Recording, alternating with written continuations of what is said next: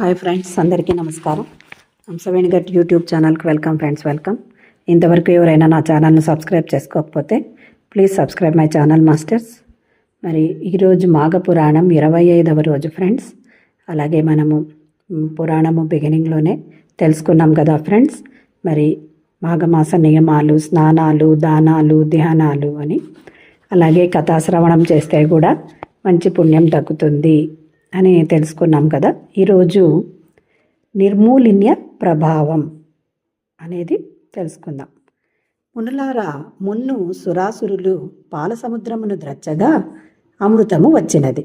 కానీ దానిని దానవులే గైకొని పోవుచుండా శ్రీమన్నారాయణుడు జగన్మోహిని రూపమున రాక్షసులను వంచించి కూర్చుండ నియమించి కుడిచంకనున్న అమృతము దేవతలకు, ఎడమ చేతినున్న కళ్ళును రాక్షసులకు బోయిచుండెను.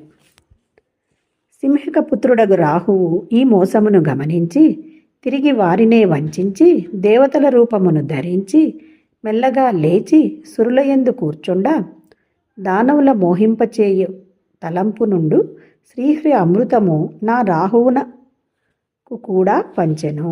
అంతలో సూర్యచంద్రులు అతని శౌర్యమును మాధవునికి తెలుపుటచే సుదర్శన చక్రమున దానవుని నరికెను.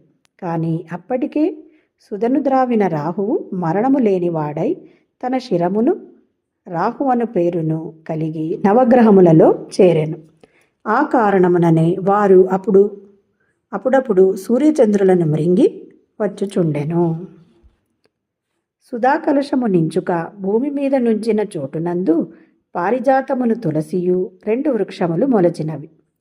విష్ణు భక్తుడను రైతు వ్యవసాయము చేయుటకు వచ్చి ఆ చెట్లనేమియు చేయుటకు మనసొప్పక చుట్టూ కంచెవేసి పెంచుచుండ కొన్ని దినములకది మనోహరమైన పూలవనముగా మారినది.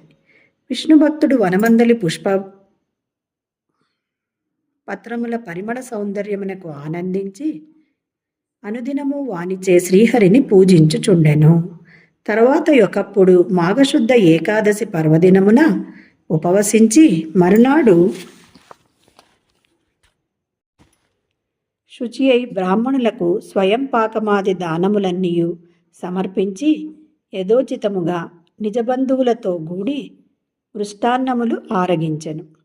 కొన్ని దినములకు మహేంద్రుడు గగన మార్గమును సంచరించుచు పారిజాత గంధమునకు ఆనందించి క్రిందకు దిగి కొన్ని పుష్పములను కోసికొనిపోయి సతీదేవి కొసంగగా ఇంద్రాణి నాకీ సుమంబులు ప్రతిదినము కావలేను అని అర్థింపగా పురంధరుడు గుహ్యకుడు అను వానిని రావించి, ఓయి, నీవు నిత్యమును భూలోకమునకు పోయి విష్ణుభక్తుండగు కాపు పెంచుచున్న వనమునందలి పారిజాత పుష్పములు తీసుకొని వచ్చి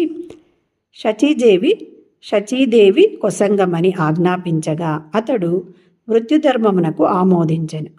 గుహ్యుడు అదృశ్యముగా దినదినము పువ్వులు తెచ్చి ఇంద్రానికి ఇచ్చుచుండెను.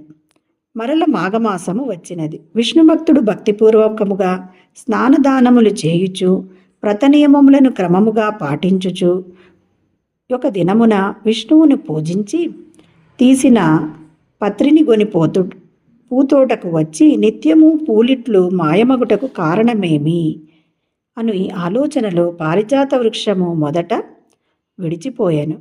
తరువాత నిత్యకృత్యముగా పూలకై వచ్చిన గుహ్యకుడు చూడనందున పారిజాత వృక్ష మూలంబుననున్న విష్ణు నిర్మాలిన్యమును తొక్కినంతనే దైవత్వమును కోల్పోయినందున తిరిగి స్వర్గమును చేరలేక ఏమీ చేయుటకు తోచక అందే తిరుగుచుండెను. శ్రోతలారా, దైవ నిర్మాలిన్యమును చూడక త్రొక్కినవారు అయినను ఫలితమును అనుభవింపక తప్పదు. చూడండి ఫ్రెండ్స్, చక్కగా మనము ఇప్పుడు కథాశ్రవణం చేశాం కదా ఫ్రెండ్స్. మరి మనము ఆ నియమాలు ఆచరించిన ఎంత ఫలితం వస్తుందో అంత ఫలితము కథ విన్నంతనే వస్తుంది. అలాగే ఇప్పుడు ధ్యానం ఎలా చేయాలి? మరి సుఖస్థిరాసనంలో కింద కూర్చోండి, లేదా పైన కూర్చున్న వాళ్ళు కాళ్ళు 2 క్రాస్ చేసుకోండి, వేళ్ళలో వేళ్ళు పెట్టుకోండి, కళ్ళు 2 మూసుకోండి, సుతారంగా కళ్ళు 2 మూసుకోండి. మన సహజమైన శ్వాసను గమనించడమే ధ్యానం ఫ్రెండ్స్.